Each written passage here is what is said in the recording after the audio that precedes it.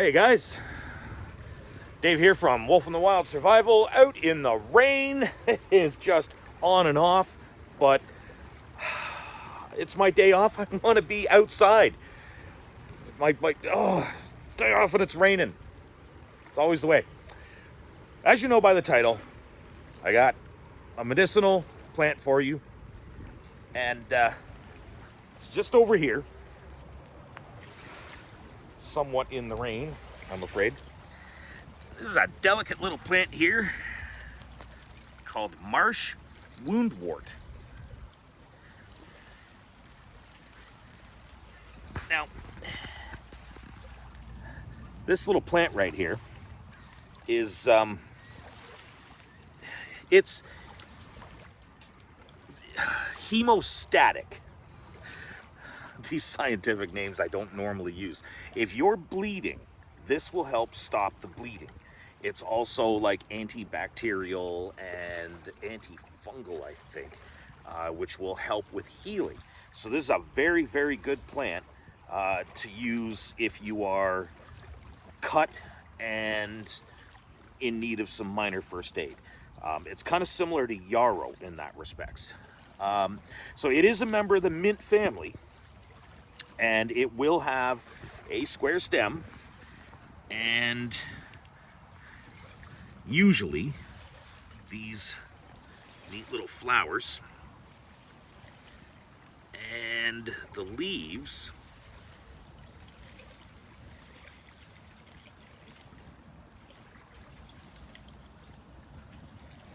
fairly mint-like, and I'm trying to get it in, but the leaves are like tucked right up to the stem, and there's like two growing out, and then you go down a little bit, there's two more growing out, and it doesn't have the flowers at every leaf intersection like most of the mint species around here, or at least a lot of them. But it's pretty easy to kind of identify. Now, the leaves are sort of finely serrated, somewhat, kind of mint leaf-like. They are just a little teeny tiny bit they're not fuzzy, but they feel like velvety. They feel velvety. Now, it smells green. It doesn't smell minty.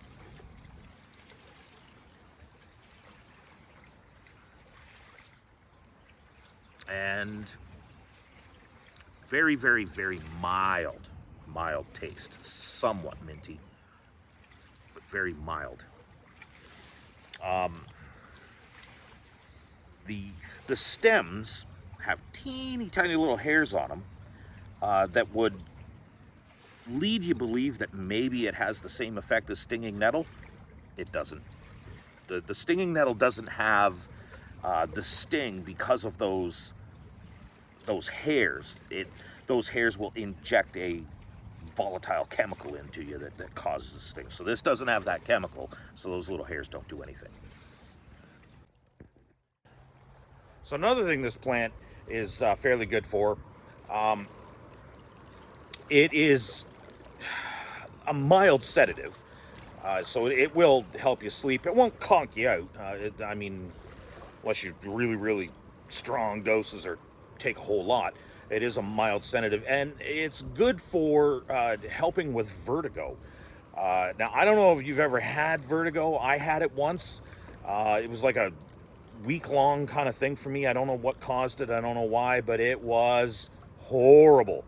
Like you get this vertigo and you just fall down on the ground and you grab a hold of anything nearby to stop yourself from falling off of the world.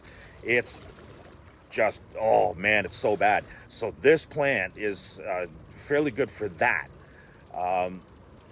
And that alone makes that plant like something that I'm happy to have in my arsenal.